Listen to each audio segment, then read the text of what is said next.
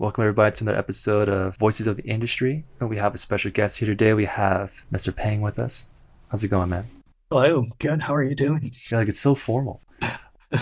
Yeah, so I met Pang a few years ago. We worked at this one studio doing post-viz, which has gotten pretty popular. I know a lot of major films like to incorporate this workflow into their pipeline because it's a way of us actually working with vendors in real time, roughly putting together what the visuals are going to look like for the final product of the movie. So it's a great collaboration. It's a great experience to be working for that studio. And that's where I met Pang. He's a up and coming superstar visual effects artist. Keep on the lookout for him. So one of the main things I always ask on these podcasts is what got you into visual effects in the first place? Like, what was it about the arts that just made you think, you know what, this is what I want to dive into and make a career out of?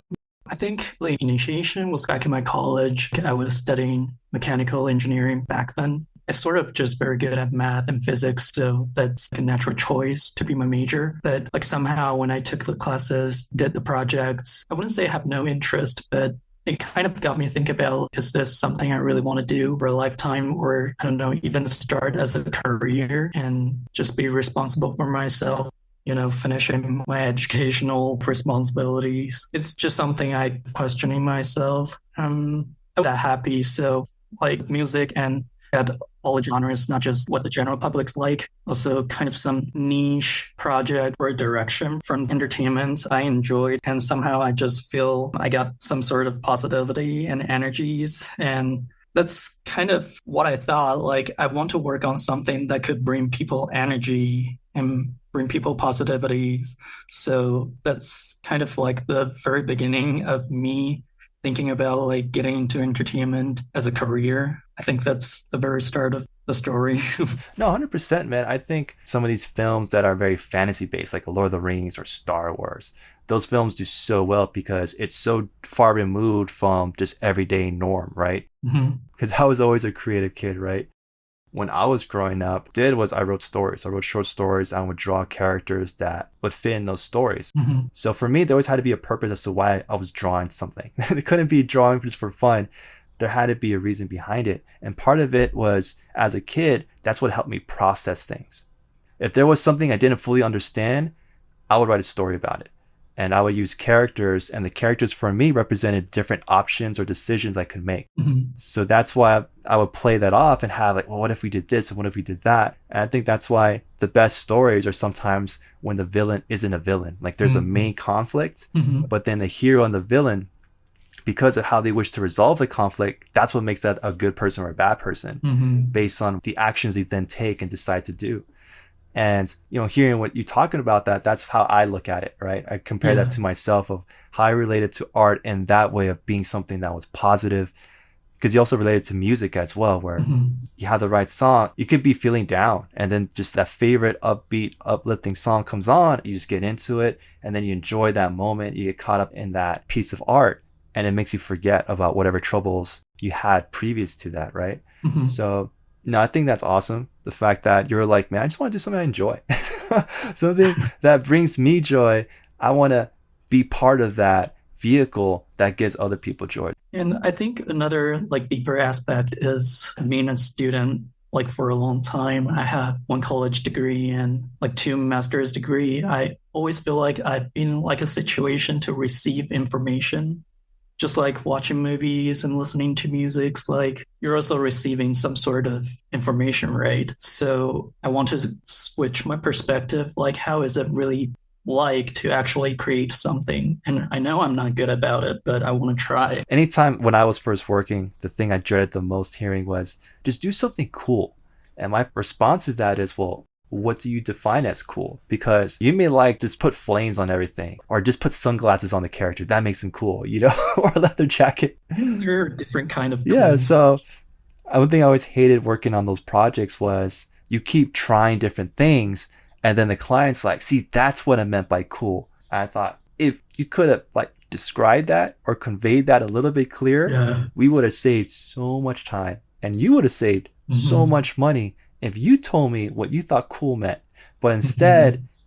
people like to do this whole thing of like artists are wizards. Like we can just read your mind. Hmm. We're going to play a Jedi mind trick and we're going to Hmm. know exactly what it is that you think you want us to do for you? And it's like, Hmm. no, like any good relationship, Pang, and this is someone older than you. Hmm. Any good relationship starts with good communication. Yeah. Please tell me what you want. A lot of time the notes I got is pretty vague and like pretty abstract. And sometimes I just wonder what that is and make sure I ask questions. But, a lot of times the notes I got bad is that was not what they were talking about. I was just astonished. Then what are you talking about? Like, you didn't tell me anything at all. Yeah, it can be tough because I know exactly the situations you're talking about. And Mhm. if I know the person or in the studio enough to where I know the lingo, or if I've worked on that type of project before enough, I know what they're kind of looking for as a finished product. So when they aren't doing a great job of describing things, but I know what it's supposed to be like in the final product. So I think you're meaning this.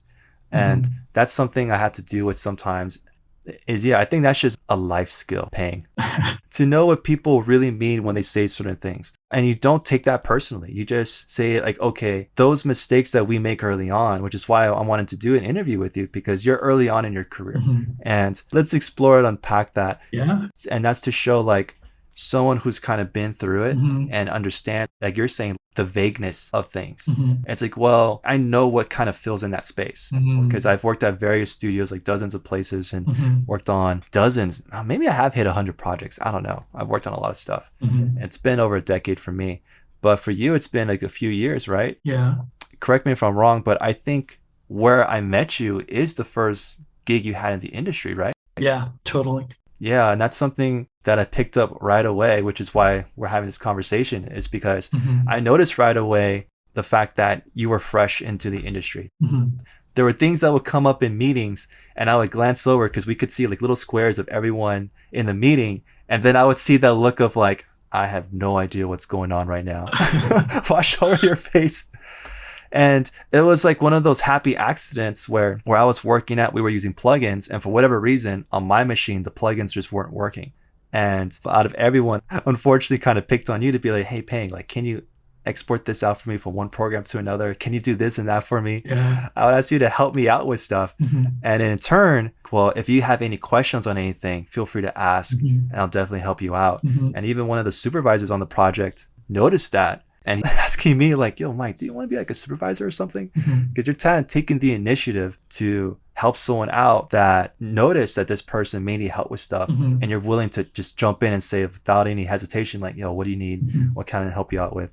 And a lot of that came from me thinking I saw a lot of myself, like an early version of myself in your situation, Mhm. where I was kind of the same way, where I felt a little timid, like, I don't know if I want to ask questions because how does that make me look? Everyone's trying to meet deadlines, everyone's trying to get stuff done. Mhm. And there's always that sense of like, I don't know if that's okay. I don't know how that comes across. I don't want to have people think I'm like, this guy doesn't really know what he's doing type of thing. Yeah. And that's something that is, in truth, it is a part of ego, right? I think there's two sides to ego. I think there's a side of us that doesn't want to admit that we need help or admit a moment of failure because we think that makes us look bad, right? Yeah. And we don't want anyone to kind of look at it as of a negative light. Like you mentioned positivity before, that's what we want to be about, and that's what we want to always promote is positivity. Mhm. But at the same time, growth comes from failure a lot of the time. Mhm. A lot of the time we learn and improve from mistakes we made because those mistakes hurt and that stings, but that's a good thing.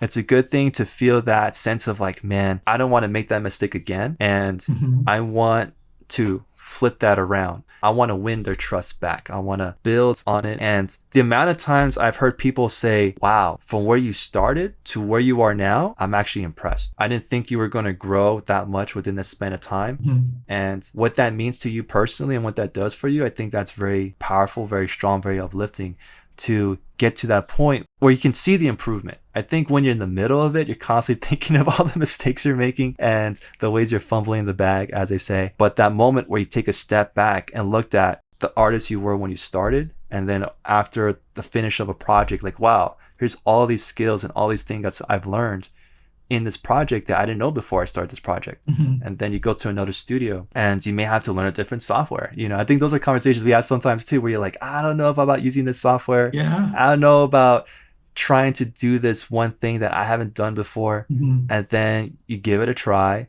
you see how it goes, and you sometimes prove yourself wrong. I think those are very amazing moments to experience Yeah. when you're like, wow, I actually did that. Coming into it, I was biting off more than I could chew. It feels good to constantly grow. Hmm. In your position, I know you talk to me about anxiety and stress a lot, and that's something that I deal with as a result of pushing myself too hard work wise. I always have this sense of like, I got to get things done. There's Hmm. always a sense of urgency in the back of my mind that when I'm not on the clock, it feels weird. It feels Mm. like, why am I like taking it easy? Why am I taking a break? It doesn't feel right.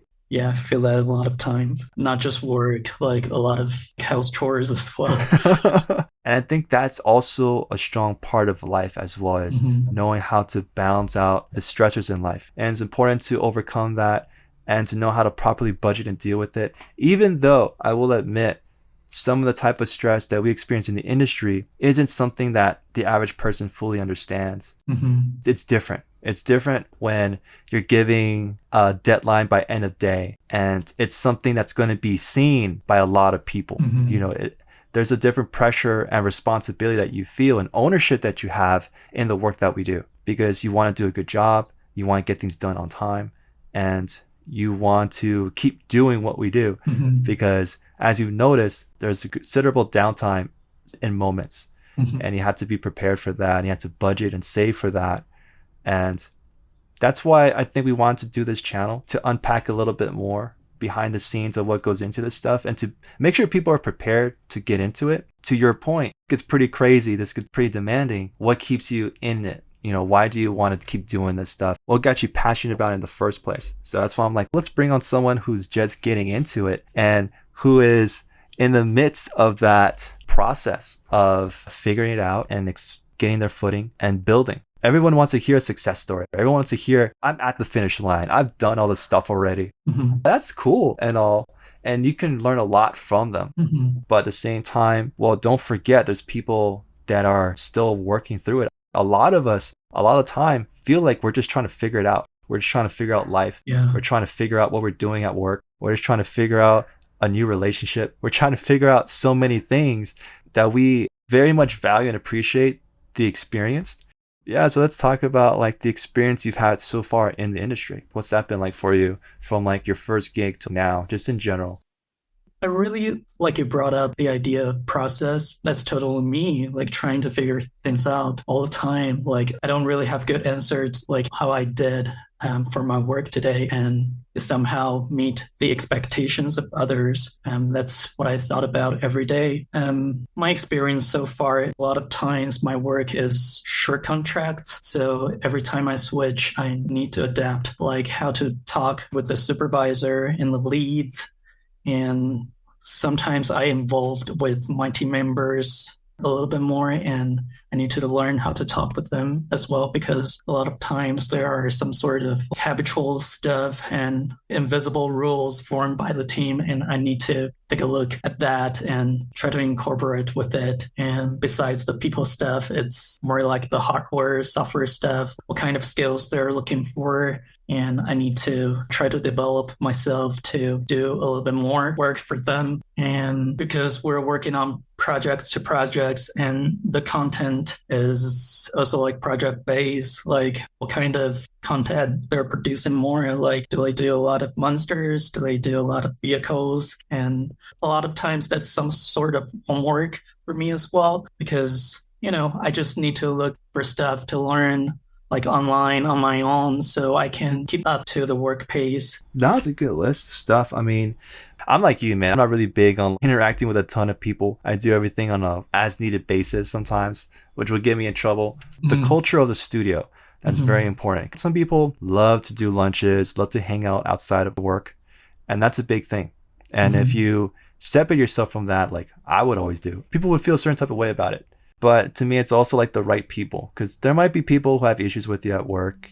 I mean, it's just work culture, right? It's just how it is. If you piss off the wrong person, you're going to be in a world of hurt. Yeah, like some supervisor, they reach out to you a lot, but some supervisor, even if you're like in a project for like half a year, probably you pretty much just message them. They just don't want to talk. There's definitely some sort of culture in every team.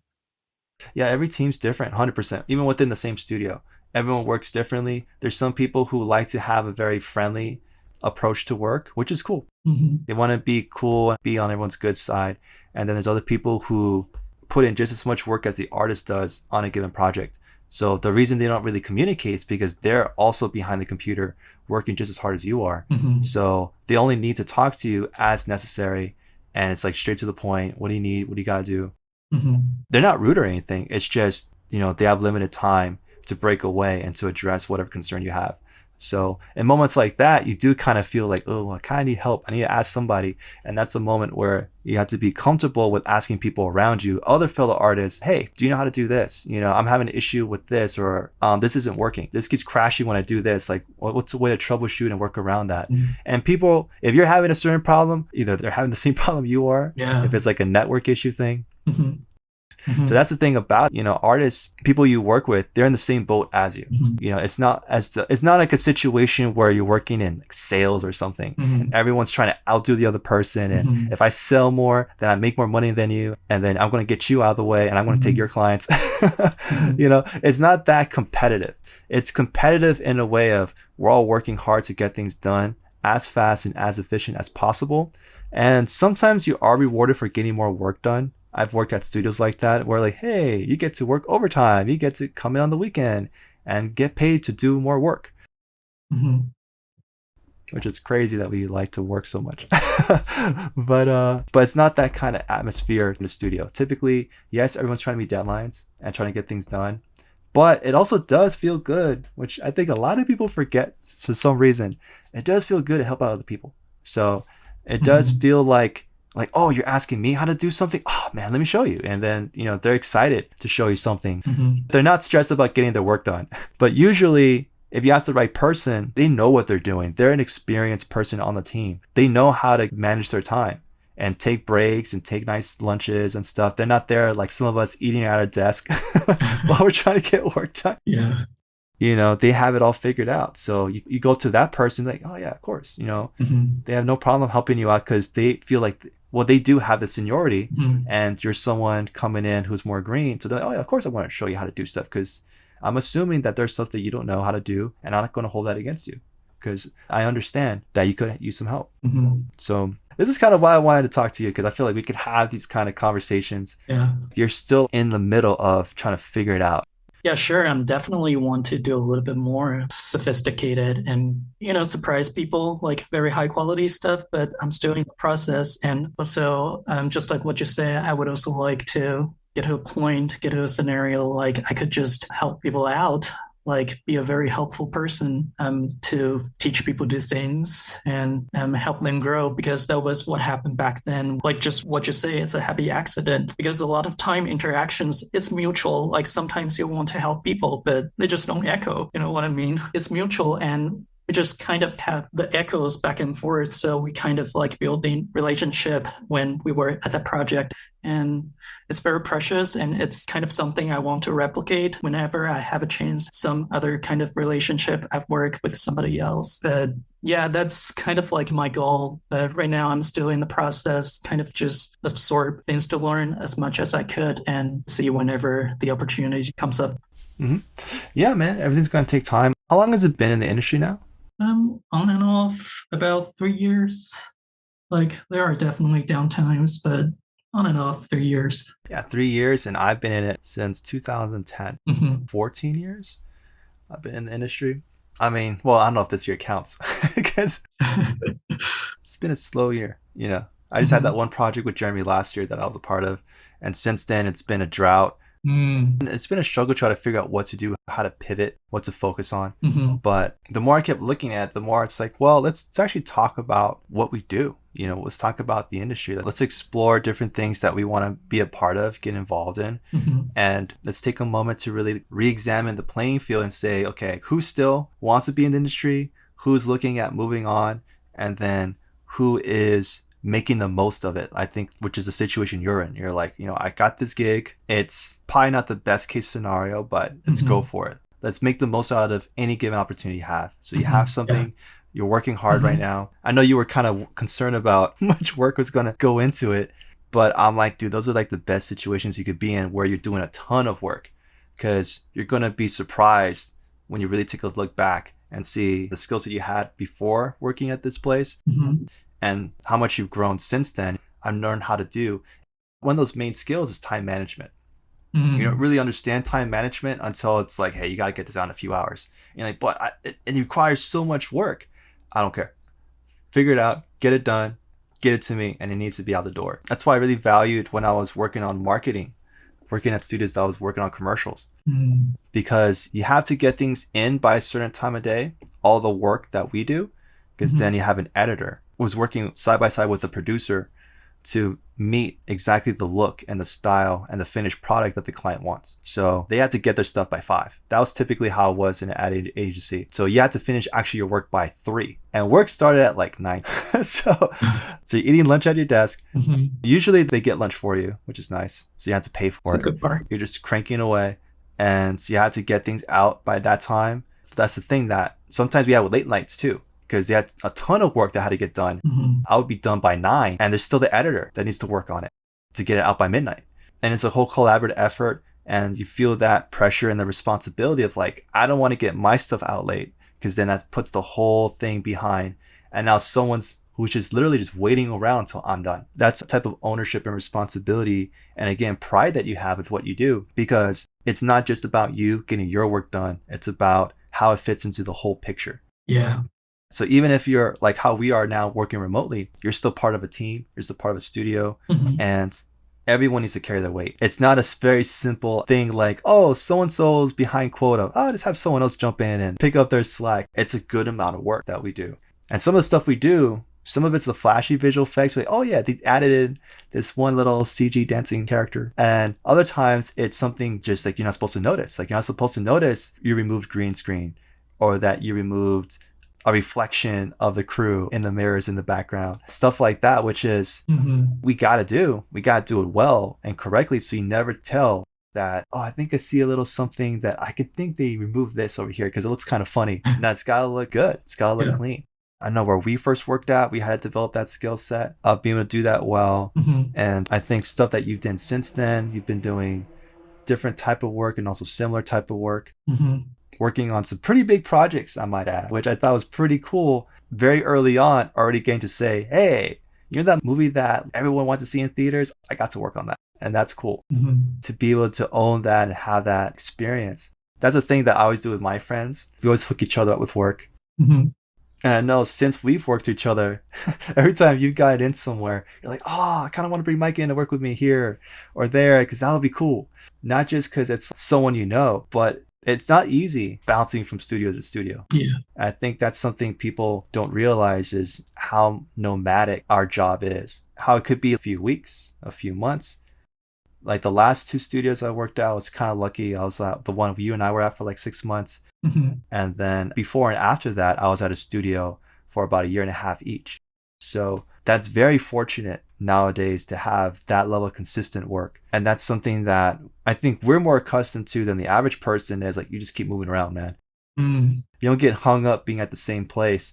And what we do, we're constantly challenging you in different ways. So for what we do, it feels fresh and different all the time Mm-hmm. because there's always new challenges, new things to problem solve, new ways of looking at something. Like, oh, I use this program like this, and now you guys are using it this way. Okay, that's different. That's new. I'm excited by that, you know? So I think that's something we experience in our field. That's part of why we re-energize, because now, okay, now it's a new challenge to tackle, and it's not the same thing every single day that other people experience, and that's why they get super like, oh, I don't like doing this. Mm-hmm. But here we are, we're probably working like 2 or 3 times the amount of hours that they are on a weekly basis, Mm-hmm. but we're excited about it. Or even as daunting as some things feel, like you express like, oh man, I don't know if I can do this or that. Mm-hmm. Again, like I said before, you learn to overcome it, you learn to conquer that challenge. And even if you fall flat on your face like a few times, you're like, eventually, yeah, I got it, and that's good. Yeah, it's always been like a cycle of that. First, when you know you need to get to some new stuff, and I got very anxious, like if I can do it or not, something like that. Or what do people expect? Do they allow us time to learn? But like as time went by and you've gone through the process, and if I eventually overcome it, I actually feel pretty good about it. There's almost like a part of you that always wants to second guess your ability to do things and to accomplish something. Mm-hmm. And then when you do, you almost like look at that part of yourself and like, I showed you.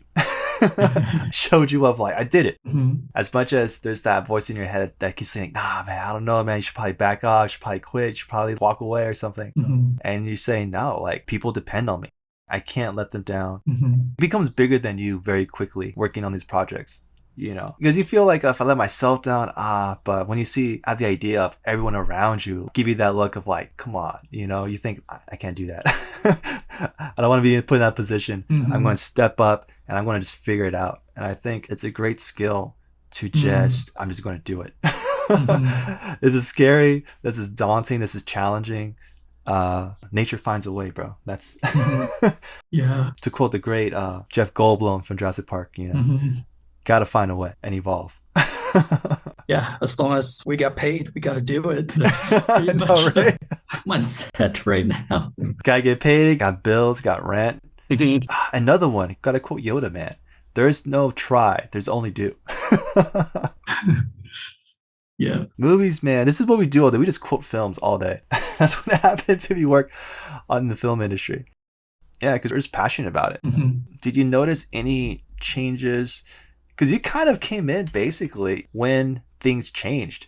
Because there was a shift in the industry towards more remote work because of lockdowns and the pandemic. Mm-hmm. So when you came into what became now like the new standard, almost like the new norm for the industry, which is where people can work anywhere. Mm-hmm. You don't have to physically come into a studio and sit yourself in front of their machine. You can remote in on their machine through our own computer. As long as you got a good internet connection, you can just work anywhere. You no longer need this heavy duty horsepower of machine at home to be your workstation. You can use their workstation, and that's amazing. I just thought about it. I'm like, how is Pang affected by the change of the pandemic? I'm like, oh wait, that's when you came in. I mean, for me, just like what you say, it's never changed for me. It seems like from what I heard, I know how it works before, but to me, my experience started from the lockdown. So it's never changed to me. Like right now, if I'm requested to go back to the office, that's a change to me for sure. All the remote setting is where I started, but I get very used to not having to commute. I have to get used to communicate with people with messages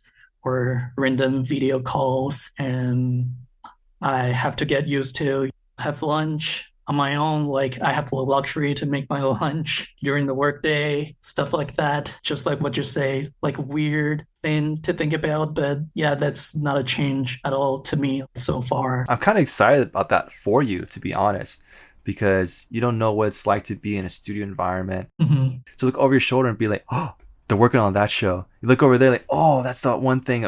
I'm sure there are a lot of more things to look at when you're at office. Yeah, that would be fun just to have that experience. And I think that's what I mentioned to you too when we were working together. Like, it's not the same where you could just walk over and just ask someone really quick, like, hey, how you do this? Or randomly go to lunch with somebody and you guys get to chat and you get to realize like, oh man, this guy likes Pokemon too. No, I'm kidding. Mm-hmm. But yeah, that's a different experience and a different type of team camaraderie that you really feel it.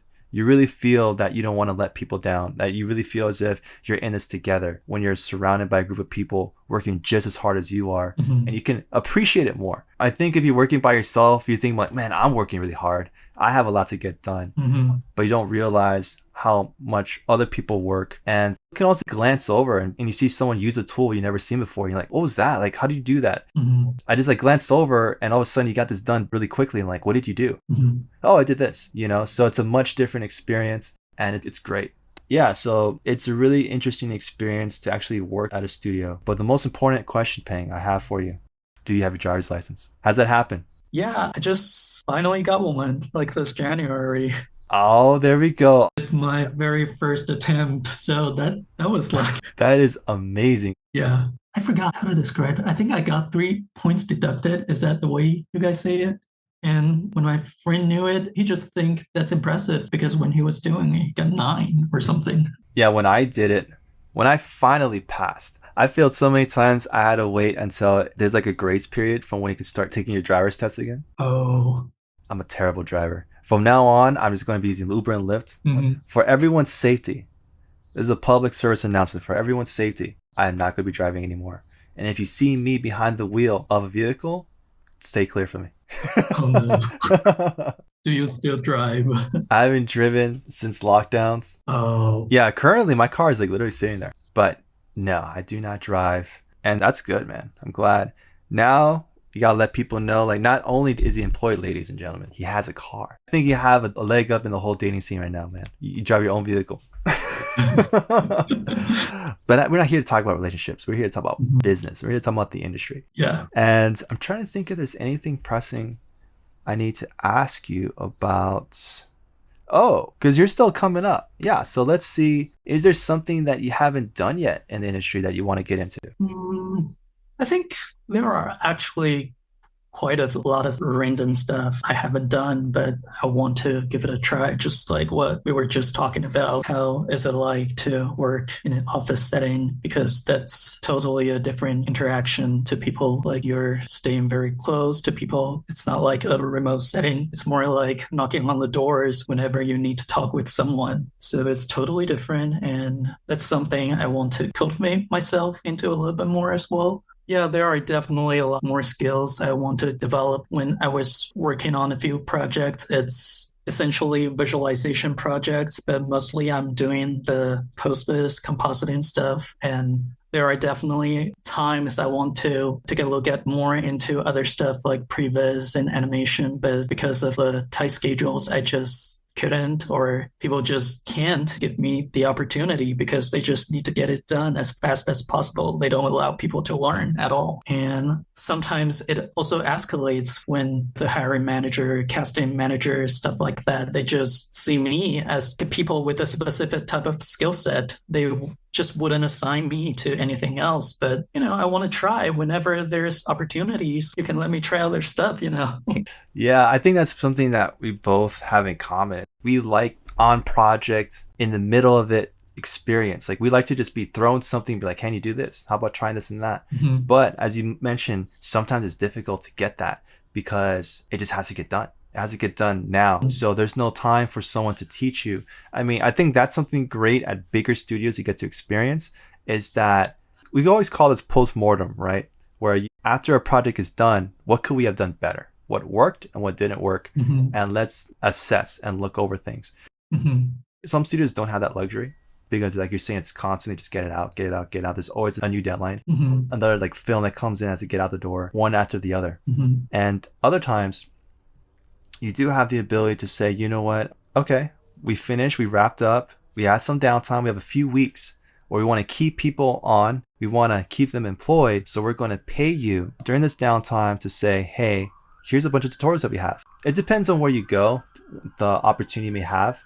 Sometimes they have tutorials that senior artists at the studio have done, and you can look over and review, and they'll guide you on how to do different things. Mhm. This is how you do projection mapping. Oh, this is how you do camera tracking. Oh, this is how you do basic modeling, Mhm. basic skill sets. And so that's great to have that opportunity to just go through a library on your spare time and just learn things.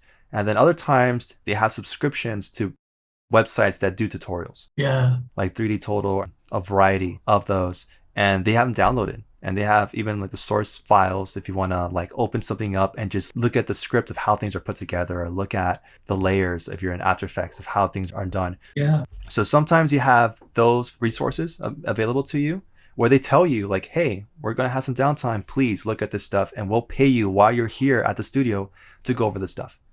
So that's great. Mhm. Other times they have, oh, you work for us, we have our subscription to one of those sites. So you can log in while you're at work to these websites. Here's the login and password. While you're here, use it. Mhm. And the best option, which I think you and I would value most, is hey, we're almost kind of like teach you a class.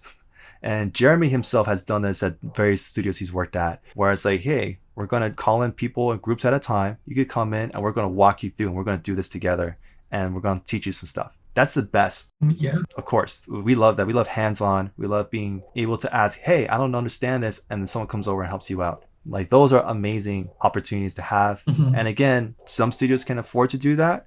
The bigger ones, the smaller ones, they rather cycle people in and out who already know how to do this stuff to just come in, knock out that work. And if they still have work for them to do, cool, they keep them around. If they don't, they let them go. Hmm. Because we're freelance contractors. That's in the contract. At any given time, anyone can leave. Hmm. Either the artist or the studio will hire them. Hmm. Yeah, so I think that's how you and I function. I think that's why I give myself projects to do. Otherwise, if it's just make an explosion, make some fireworks, put something on fire, make some water. If it's just to do it, you're just going like, okay, cool, but it's got to be for something for me to be able to appreciate and value. Oh, I did this for this, and then I could show the finished product to somebody instead of I did a test. Hmm. And some people love testing, but I can't stand testing.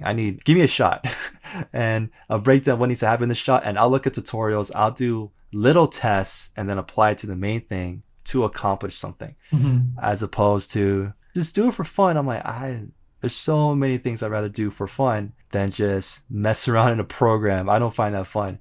But I think people who are exceptional at what they do, they just do this stuff all the time. And I think that's something that's difficult to accept and understand, is the fact that, like I mentioned earlier, with anxiety and stress that we develop from being in the industry, sometimes you feel like you just constantly always be on and deliver and get things done. That's one way of being, is just be productive all the time. Yeah. And you just got to learn how to spin that. And I think that's the advice I would give to people. If you're developing this nervous, anxious energy, know how to direct it, know how to apply it to different things in your life. Hmm. So if you still have this nervous, anxious energy, take a walk, go for a jog. So my friends picked up like kickboxing or stuff Oh, or judo, you know, that's fun. because you always feel like you have responsibilities, you have to get things done. Hmm. But you have to remember your own personal value through that process. Yeah. Never allow yourself to be run into the ground and you feel like you have nothing left to give, which I've done too many times. And you gotta like have a balance. I mean, I think that's something like a little phrase that keeps popping up. Having discussions with people, like the work-life balance. Hmm. Because in America, we love to work a lot. As you notice, depending on where we work at, we do put in long hours sometimes, and we do work weekends. And Hmm. there's people I knew that would still do like midnight gym Oh, wow. after working, and I'd just be like, I'm going to sleep. Rest time. Yeah, definitely need a rest. But I think knowing how to properly give back to yourself in a way where you're able to keep going, but in this type of environment, it's a marathon, not a sprint. Because if you treat it like a sprint, you're going to keep burning out. You're going to keep going too hard, too often. And they're going to be like, oh, but I just expended all my energy. I got to do more. Yeah, that's what I've been thinking about lately intensively as well. Like, what's the balance and what's the bottom line I need to hit? We just need to be productive all the time, but what's the bottom line for our own sake, for our own health? You just need to stand up once in a while. Please remember to drink water, remember to have lunch. Please do those things that's essential to keep yourself running. Like, I cannot just sit all the time, and I have to remind myself, try to make situation a little bit more healthy and make it more sustainable to me. It's good to have a backbone and stand your ground, and to make sure that you are taking care of yourself, because only you are going to remember to be mindful of how you're doing. Yeah. And only you can check in with yourself. That's something to be mindful of. And it's just a conscious effort to say, I matter as much as the work I create Hmm. and the work that I'm doing, just as important as that. Hmm. I think those of us who find so much value and appreciation in the work that we put out and do, we forget that. Yeah. And I don't know how many people really get and understand that we do have that much value and appreciation behind what we create. And that gives you your sense of purpose and your sense of like, yeah, I'm getting up in the morning, I'm like working hard, like I'm hustling because I value what I do. I see the value and appreciation really behind it. I think that's something that Jeremy and I always go back and forth on. Sometimes I tell him like, dude, I think we're the only ones who really care and value this whole visual effects thing. Only other artists. And I told that to one of my other friends, and he was like, no, Mike, like, you forget how many people love superhero movies, love Star Wars, love all this stuff that's visual effects heavy. And they get very upset and very vocal if it's not done well. Hmm. If the studio doesn't deliver a good story, and if we aren't giving the time and the means allotted to develop good visual effects. Hmm. Yeah, it's an interesting field to be in. It's an interesting journey to be on.